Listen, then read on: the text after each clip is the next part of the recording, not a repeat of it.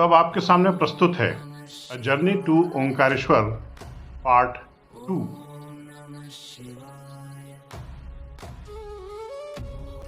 ओंकारेश्वर महादेव ज्योतिर्लिंग भगवान शिव के 12 पवित्र ज्योतिर्लिंगों में से एक। यह मध्य प्रदेश के खंडवा जिले में नर्मदा नदी के तट पर स्थित है। इस स्थान की सबसे खास बात यह है कि जिस पहाड़ी पर यह मंदिर स्थित है उसका आकार प्राकृतिक रूप से ओम के समान है। मैं आपको इस पावन धाम के बारे में विस्तार से जानकारी प्रदान करूंगा। दो स्वरूपों का संगम पौराणिक मान्यताओं के अनुसार यहाँ ज्योतिर्लिंग दो रूपों में विभाजित है, जिन्हें ममलेश्वर और ओंकारेश्वर के नाम से जाना जाता है। ओंकारेश्वर मुख्य ज्योतिर्लिंग है जो नर्मदा नदी के बीच मांधाता द्वीप पर स्थित है। ममलेश्वर या अमलेश्वर यह मंदिर नर्मदा के दक्षिण तट पर स्थित है।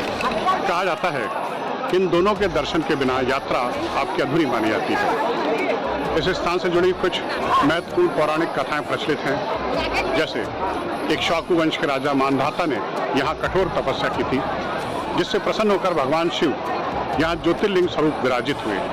इसी कारण इस द्वीप को मांधाता पर्वत भी कहा जाता है। एक अन्य पौराणिक कथा के अनुसार विंध्याचल पर्वत ने अपने अहंकार को त्याग कर यहाँ भगवान शिव की आराधना की थी। माना जाता है कि नर्मदा नदी में स्नान करने के बाद ओंकारेश्वर के दर्शन करने से विशेष पुण्य प्राप्त होता है। जहाँ तक इस मंदिर की वास्तुकला की बात है तो यह मंदिर उत्तर भारतीय नागर शैली में निर्मित है। मंदिर के सभा मंडप में लगभग 60 विशाल नक्काशीदार खंभे हैं। मंदिर बहुमंजिला है, जिसमें अलग अलग तलों पर भगवान के विभिन्न स्वरूपों की पूजा होती है। यहाँ के कुछ प्रमुख आकर्षण हैं और परंपराएं हैं। जैसे एक आकर्षण है नर्मदा परिक्रमा। भक्त यहाँ नर्मदा नदी की परिक्रमा करते हैं, जिसे बहुत शुभ माना जाता है। फिर ओंकारेश्वर महाराज की शयन आरती बहुत प्रसिद्ध है। माना जाता है कि भगवान महादेव यहाँ विश्राम करते हैं, इसलिए यहाँ चौपड़ की बिसात बिछाई जाती है। द्वीप तक पहुँचने के लिए एक आधुनिक सस्पेंशन ब्रिज बनाया गया है, जिसे नर्मदा सेतु कहते हैं, जहाँ से नदी और मंदिर का दृश्य अत्यंत सुंदर दिखता है। जहाँ तक यात्रा के लिए बताऊँ मैं आपको कि यहाँ कैसे पहुँचेंगे, तो निकटतम हवाई अड्डा इंदौर है, जो लगभग 80 किलोमीटर दूर है। निकटतम बड़ा स्टेशन रेलवे स्टेशन खंडवा या इंदौर है। और यहाँ आने का सबसे अच्छा समय है सावन का महीना और महाशिवरात्रि। यहाँ के सबसे बड़े उत्सव होते हैं।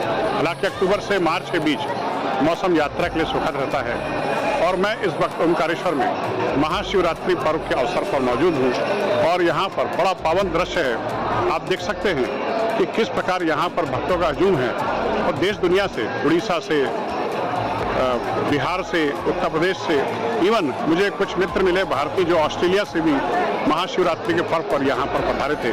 तो निस्संदेह ओंकारेश्वर महादेव 12 ज्योतिर्लिंगों में से एक हैं और इनका शानदार इतिहास है और एक महत्व है, एक पौराणिक कथा है। इसलिए यहाँ पर आज लाखों की तादाद में भक्तों का हजूम यहाँ मौजूद है। हर हर महादेव।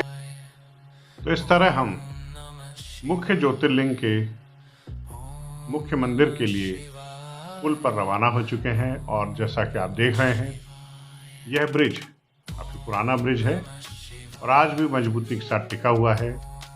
प्रतिदिन हजारों की तादाद में यात्री इस पर से गुजरते हैं।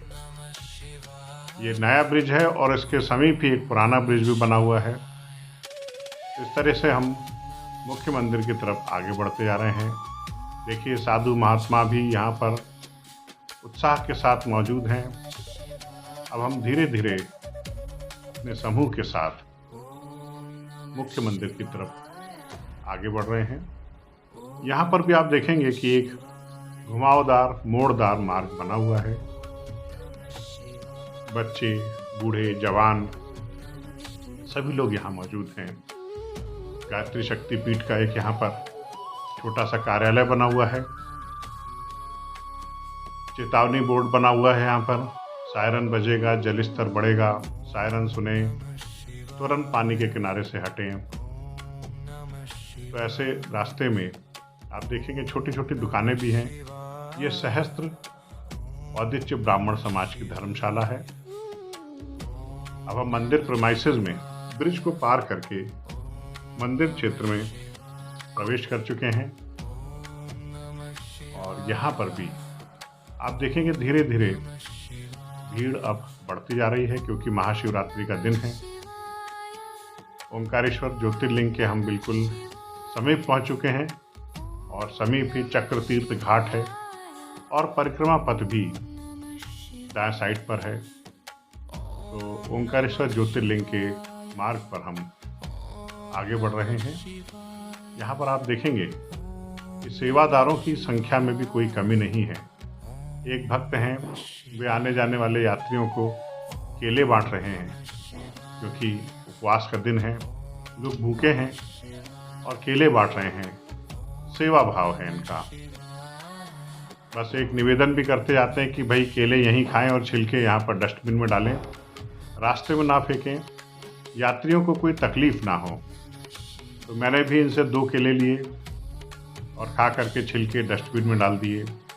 कुछ लोगों ने डस्टबिन के आसपास छिलके डाल दिए थे, तो मैंने उठा करके उनको वापस डस्टबिन में डाला। ये देखिए डस्टबिन भी बना रखी है, क्योंकि मालवा का क्षेत्र है, यहाँ के लोग साफ सफाई में हमेशा ही राष्ट्रीय स्तर पर अव्वल रहते हैं। तो यहाँ पर गंदगी आपको देखने को नहीं मिलेगी। ये देखिए प्रत्येक यात्री, प्रत्येक तीर्थयात्री समझदारी के साथ केले ग्रहण कर रहा है और छिलके डस्टबिन में डाल रहा है। इस तरह से यहाँ पर आप देखेंगे श्वान भी लेटे हुए हैं। भैरवनाथ जी की सवारी शांति से लेटे हुए हैं, यात्री बगल से गुजर जाते हैं, उनको कोई डिस्टर्बेंस नहीं होता। यहाँ पर आप देखें पूजा पाठ के बर्तनों की दुकानें हैं। रास्ते भर छोटी छोटी ऐसी आपको असंख्य दुकानें मिलेंगी मंदिर की, प्रसाद की। लोकल इकोनॉमी को इससे सपोर्ट मिलता है और वास्तव में इन लोगों से सामान खरीदना चाहिए, क्योंकि मंदिर तो एक है, लेकिन आसपास के कई गांव और कई सैकड़ों परिवारों की आजीविका इनसे चलती है। ये निरीह प्राणी भी हम पर ही निर्भर हैं। आप देखिए नर्मदा के हर कंकर शंकर है, तो यहाँ पर छोटी छोटी दुकानें खुली हुई हैं और जगह जगह पर पुराने मंदिर भी हैं।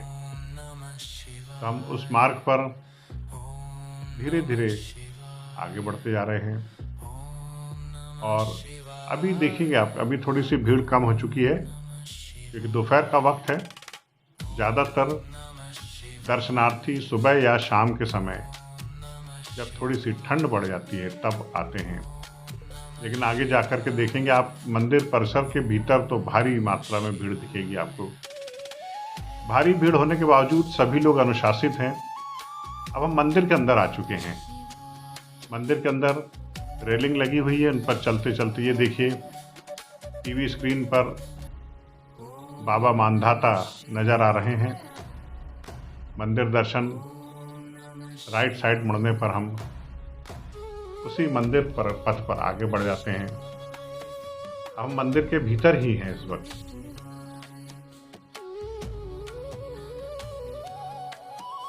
ये देखिए आप स्क्रीन लगी हुई है।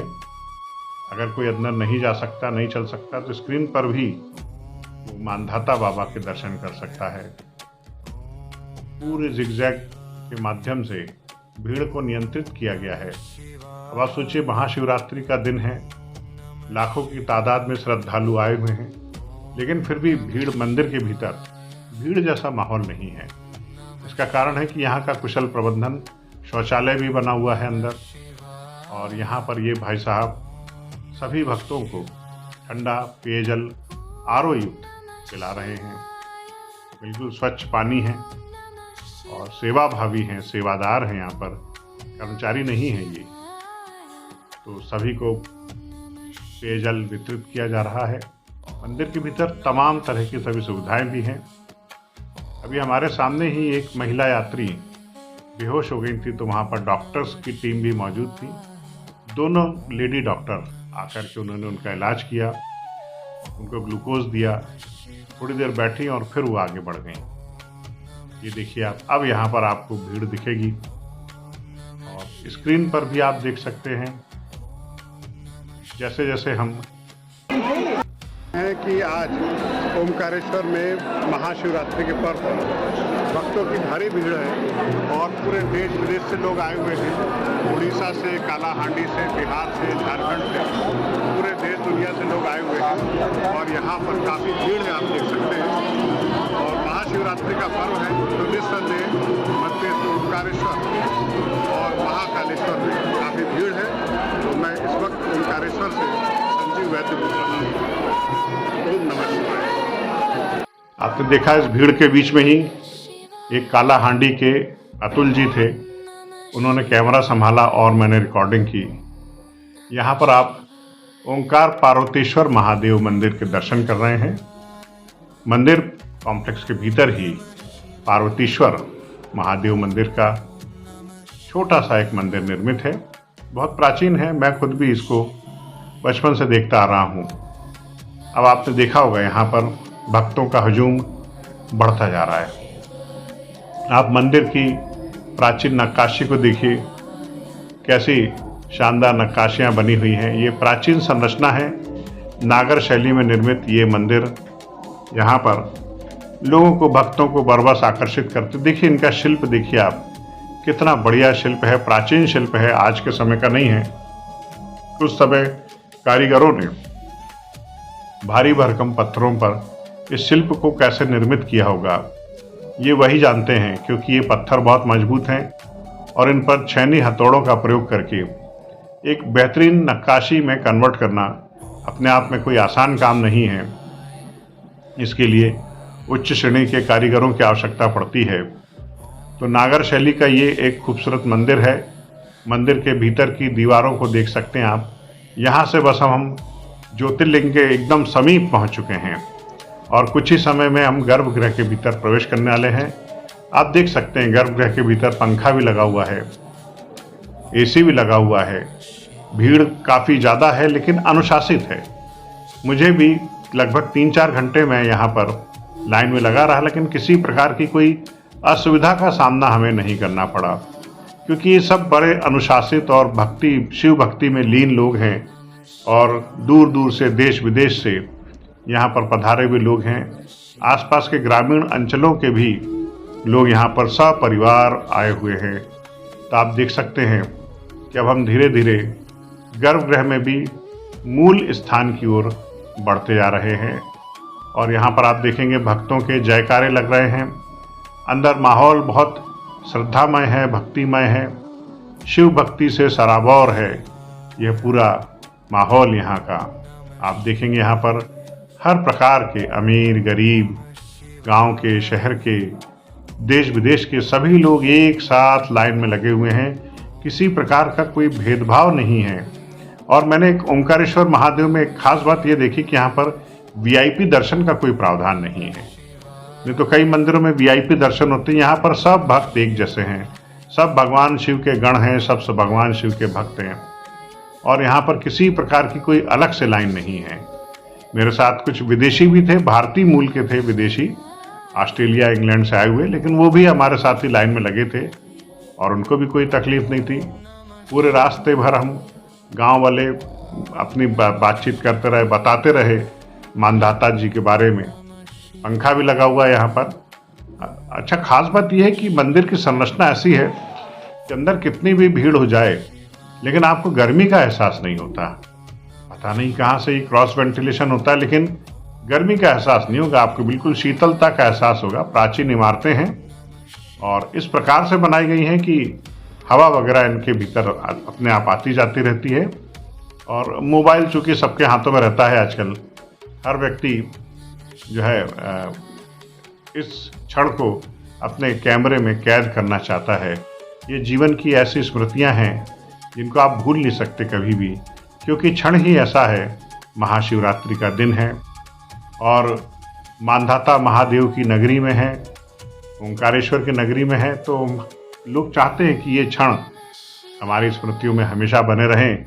आप देखेंगे हर व्यक्ति मोबाइल से यहाँ पर रील बनाने में, वीडियो बनाने में व्यस्त है। जिस तरीके से आप देखें, लोग धीरे धीरे धीरे धीरे आगे बढ़ते जा रहे हैं और इंतज़ार कर रहे हैं उस क्षण का कि जब बाबा मानधाता अपने दर्शन देंगे। छोटा सा शिवलिंग है, बहुत प्राचीन है। यहाँ से देखिए मंदिर की मुख्य संरचना का देखिए भव्य नज़ारा। यहाँ से मुख्य संरचना है, बाहर नर्मदा नदी जी का, नर्मदा मैया का एक अद्भुत दृश्य देखिए आप। कितना सुंदर पानी है, कितने सुंदर जो है यहाँ पर संरचनाएं देखने को मिल रही हैं। छोटी सी नगरी ओंकारेश्वर शिवमय है। यहाँ पर छोटे छोटे शिवलिंग विराजमान हैं। लोग दूर दूर से यहाँ पर पूजा पाठ के लिए आते हैं। कई अपने दोषों के निवारण के लिए आते हैं, कई अपने गृह शांति के लिए आते हैं। सबकी अपनी अपनी आस्था है, सबकी अपनी अपनी श्रद्धा है। और यहाँ पर पुजारी भी ऐसे ही कोई दक्षिणा का भाव नहीं रहता कि हमें इतना ही पैसा चाहिए। मैंने तो ये भी देखा कि कईयों ने 11 रुपये भी दिए तो उन्होंने सहर्ष उसको स्वीकार कर लिया। ऐसा कोई व्यापार जैसी चीज़ मुझे यहाँ पर देखने को नहीं मिली। ये जो है महाकालेश्वर मंदिर, इस मंदिर का परिसर में ही एक महाकालेश्वर बाबा भी विराजमान है यहाँ पर। ये देखिए यहाँ पर ये पिंडी है बाबा महाकालेश्वर की। ये पुजारी महाशय बैठे हुए हैं। ये मुख्य मंदिर नहीं है, मैं आपको बता दूं। ये मंदिर के थोड़े ही पहले पड़ने वाला एक महाकालेश्वर महादेव मंदिर है, जो बाबा महाकाल उज्जैन की बरबस याद दिला देता है। एक हमारे बाबा महाकाल उज्जैन में विराजित हैं। तो इस तरीके से हमने पूरे दर्शन किए और अब हम वापस लौटने की तैयारी कर रहे हैं। गाड़ी में सवार हो चुके हैं और बड़े श्रद्धामय माहौल में हम ओंकारेश्वर की धरती को विदा कर रहे हैं, क्योंकि बस स्टैंड पर इंदौर की जो बस है वो हमारा इंतज़ार कर रही है।